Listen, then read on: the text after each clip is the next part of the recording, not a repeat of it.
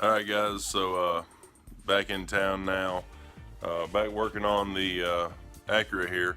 So one of the things that we were having some issues with, our vacuum line we ran into the wastegate here, which that was the only port we had at the moment. So there's no boost port, no boost reference port on the turbo or anywhere else in the piping. So what I did is I bought this right here. So this is the Kinugawa adapter here. So this allows you to put this fitting into one of the silicone pipes like this and run a boost port off of it.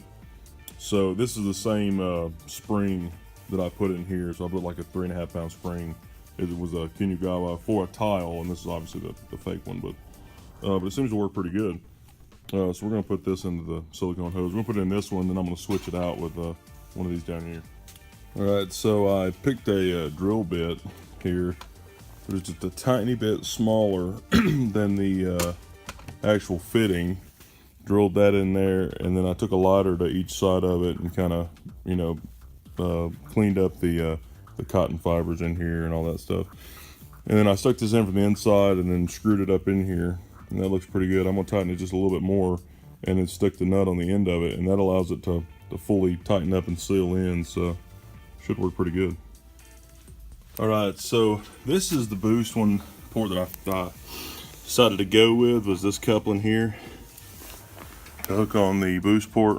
And the reason I did that one is because there was enough space between the two fittings here in order to have a rubber piece with this coupling in there. So most of the rest of them are all really tight together, so this one will be fine, but now we just got to hook up the hose and reroute the other one here. You see where we just had it going teed off with a vacuum. Problem with that is it pulls a vacuum on this diaphragm, which will end up ruining it. So this should be boost only. All right guys, so here's the boost line hooked all the way up there. That's running down to that coupling now. So that should be good. Later on we'll hook up the boost controller through that and then turn it up just a little bit. Once we get the computer in, it hasn't got in yet. I was hoping it was going to be here today, but it's not here. But we did get in the colder plugs, so I ordered some colder plugs. These are the ones that the guy doing the computer for me said to throw in. We got those, and then we've got the energy fuel pressure regulator adapter here. This allows us to throw on just a fuel line directly into the fuel rail, so that'll go right here where this fuel pressure regulator is, and then I'll do an offset one hopefully, so get all that hooked up. So, and then here's the old fuel injectors.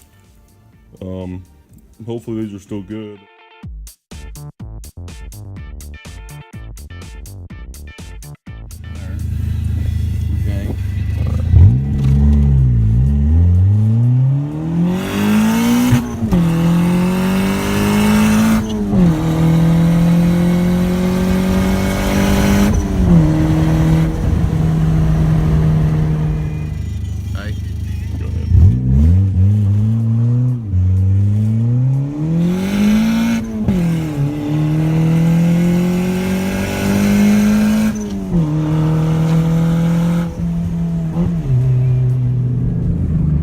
Alright guys, so the Mustang is now up to 617 horsepower.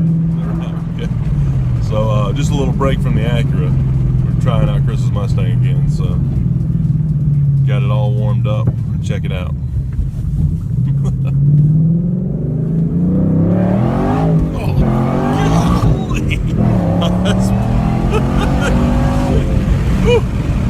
Oh man, you can't like pick yourself up out of the seat either. Like it's just holding you in to the back. Maybe I need to lean the seat up because it's like wham.